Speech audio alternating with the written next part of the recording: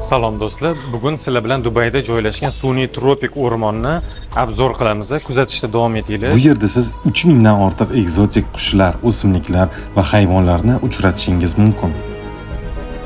Shuningdek, majmua o'zining sun'iy yomg'ir yog'dirish va chaqmoq chaqish sistemalari bilan jihozlangan.